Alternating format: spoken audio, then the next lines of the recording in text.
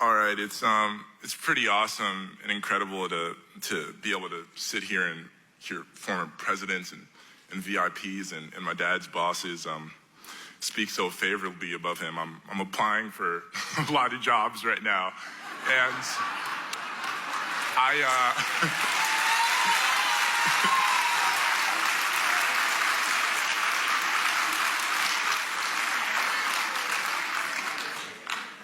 I just hope in that like 3 years time or so, whatever place is dumb enough to hire me I hope my bosses look as favorably upon me as my dads do. There's a lot of things that I took from my dad. Principally is my love for candy. My mom always gets on me because I'm always eating sweets and I get cavities real easy. And you should have seen her face the last time I walked into Dr. Lee's office and she got the bill from the dentist. My dad was the greatest speechwriter that I ever met in my life, and I've had the opportunity to hear him speak so eloquently on so many different topics over the course of the 21 years that I had the blessing of sharing with him. And I just remember at his Hall of Fame speech, I was crying like a baby. And I say all that to say that, you know, any chance of me preparing words for today was thrown out the window 21 years ago. But there's a couple funny things I want to share about my dad. After basketball practices at Lovett, and anybody in the building that's a Lovett parent or that went to Lovett can attest to this, my parents had this rotation schedule where my mom would pick me up from school some days and take me back to the house. My dad would pick me up from school some days if he was getting off work around the same time that I was getting out of practice. And Kathy's right, my dad was never on time. He just, you know, if practice ended at 6:30, my dad would pick me up at 8:45. That's just the way he operated. And you know, I wish I had the perspective when I was younger to understand why my dad was always late to pick me up. He wasn't late because, you know, it had just slipped his mind or something. He was late because he was doing the important work of impacting people's lives around the globe.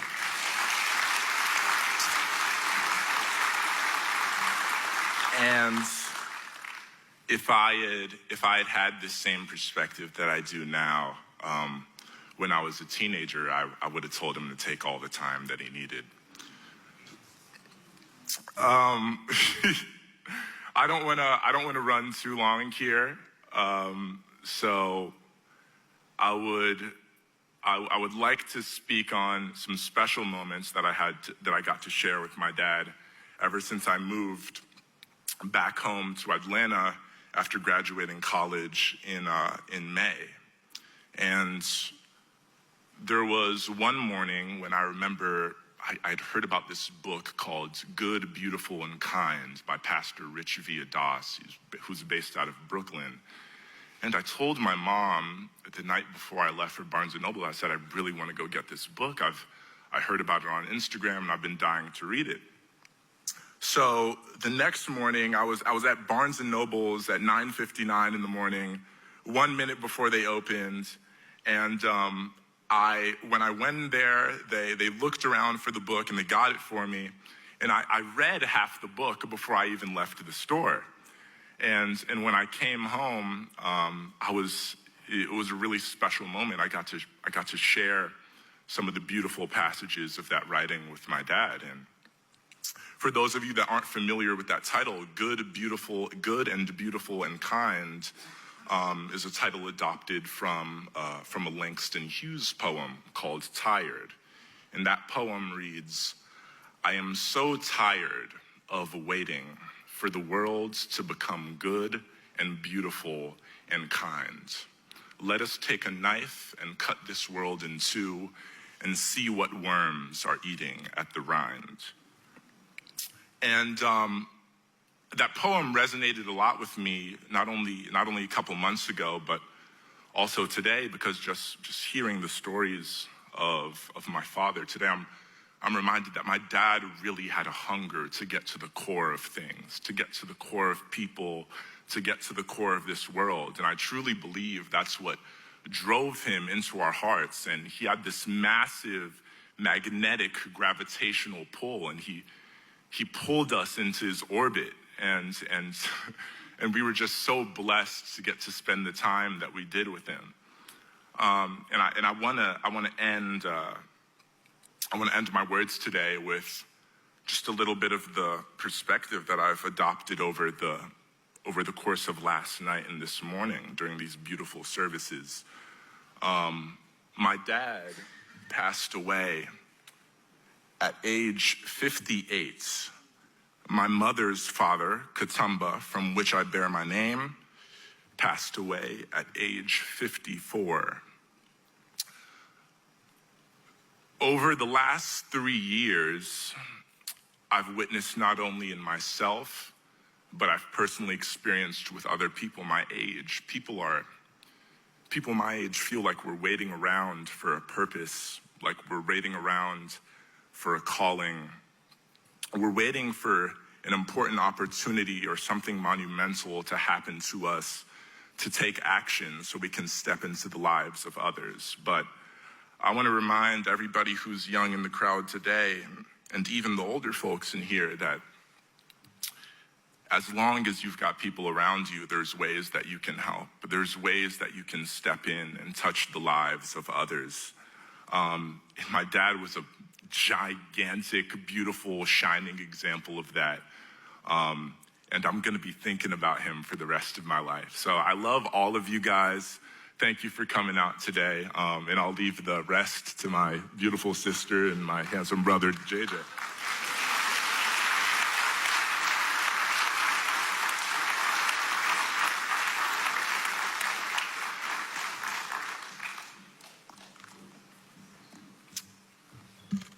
Sorry, Ryan's a bit taller than me. I want to thank Eastside for hosting us.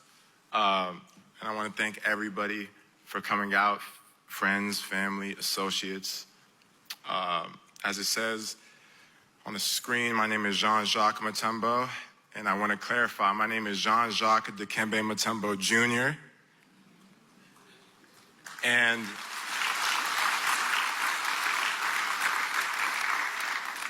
And that's something I've grappled with and struggled with my entire life, having to live up to that name.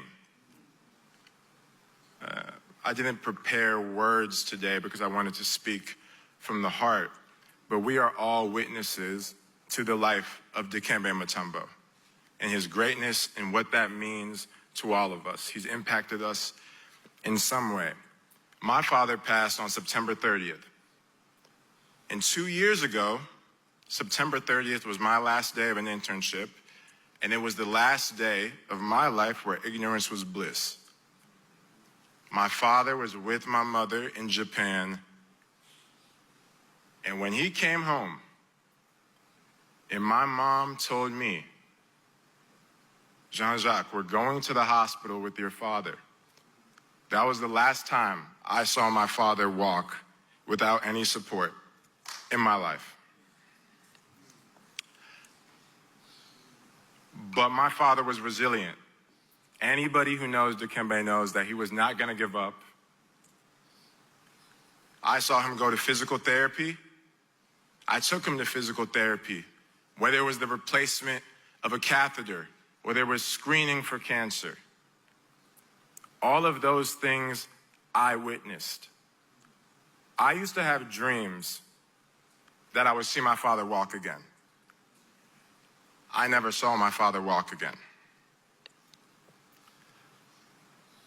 When people would visit my father, they knew that he was eager to get back out into the world. He would ask about the travels they'd been on and when he could join, and he was eager to work. But he didn't get to witness any of the work that he had started anymore, and he will no longer be able to witness it. But we all get to witness it, and we have witnessed it. President Bill Clinton is a witness. Masai Ujiri is a witness. My mother, Rose Mutombo, is a witness. NBA Commissioner Adam Silver is a witness. Georgetown teammate Alonzo Mourning is a witness. Georgetown coach John Thompson was a witness.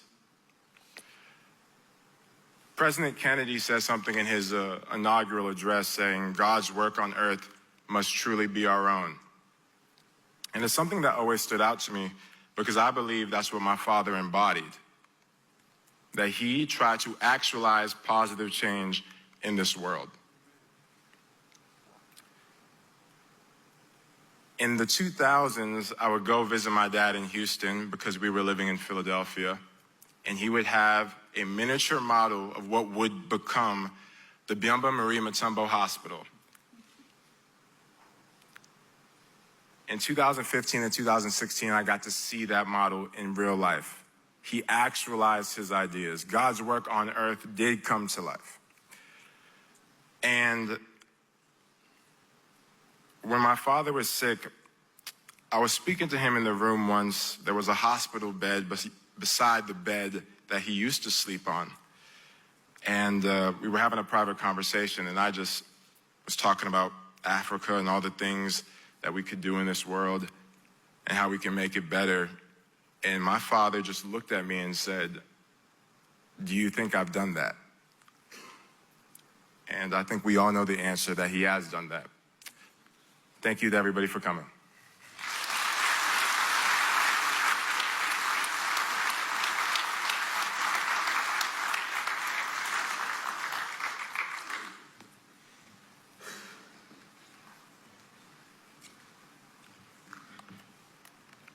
Both my brothers are much taller than me. On behalf of my family, I just want to say thank you to everybody who has come from all over the city, the country, and the world to celebrate the life and legacy of my dad, Dikembe Mutombo. We have heard a lot about who my dad was and what he meant to so many people this weekend. He was larger than life, a giant, an icon, a legend. We have heard about his boundless generosity, his inspirational spirit, his genius, and how he was so willing to take care of others before himself. And I thank you for sharing all those stories. And I hope now for a moment, you'll let me share the perspective and memories from a certified, as my family will let you know, daddy's girl. For as long as I can remember, people have always asked me what it's like to have a famous dad. And over the years, my answers have changed depending on my age, or even the person I was talking to even something as small as my pops and I's last conversation. So here's the truth. My daddy was my best friend.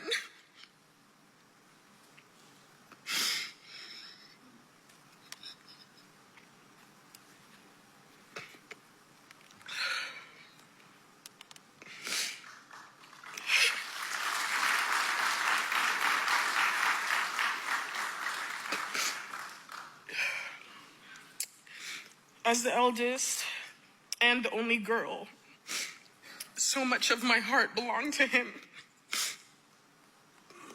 I looked forward to spending the majority of my life with my dad, looking out for me. I imagined him walking me down the aisle, or holding his infant grandchildren with one hand.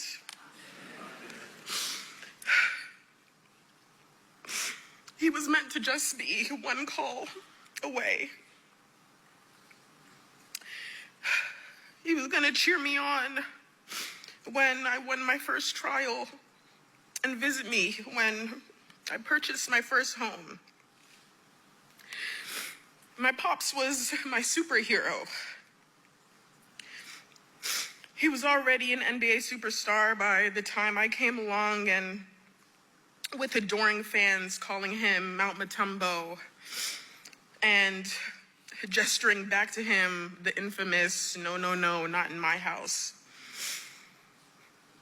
And though I was the firstborn, he and my mom raised me alongside my 4 older cousins, Nancy, Reagan, Perla, and Haruna, who I grew up proudly calling my brothers and sisters.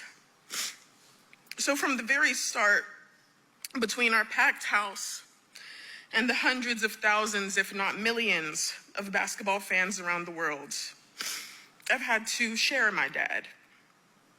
And as a kid, this made me jealous. I've always known my dad was this amazing and important person. And I always resented the fact that he shared his awesomeness with so many people around the world so freely.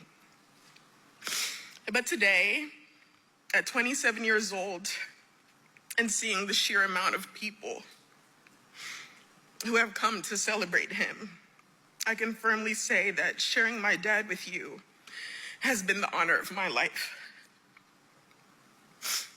For better and for worse, my dad loved, and I mean loved, being Dikembe Mutombo.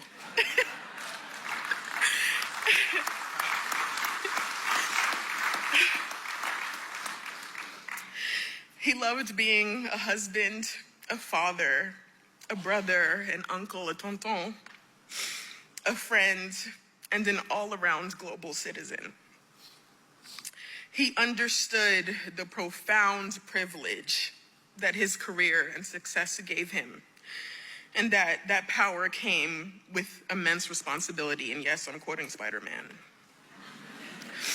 And yet each day, he woke up and chose to be the Dikembe Mutombo we all knew and loved. So who was he? For me, he was that Congolese kid with a knack for mathematics, whose basketball journey started with the help of an encouraging older brother and an eager college coach. He was the cheering dad with the booming, raspy voice, in the bleachers yelling at us to rebound, box out, secure the ball.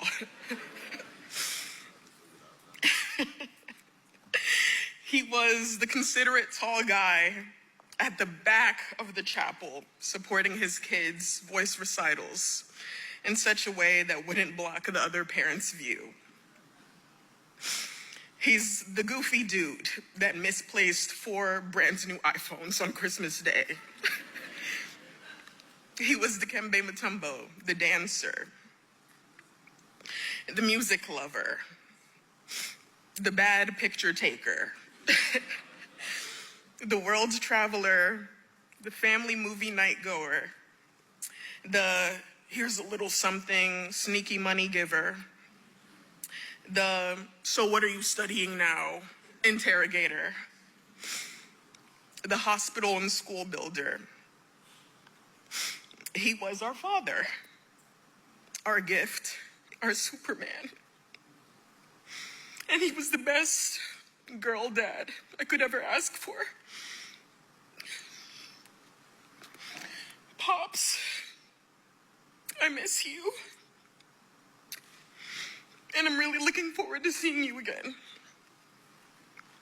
I'm sorry for all the times I did not call or text you back, and every other time I made you worry. I know there are promises I made that I wasn't able to deliver before you left us.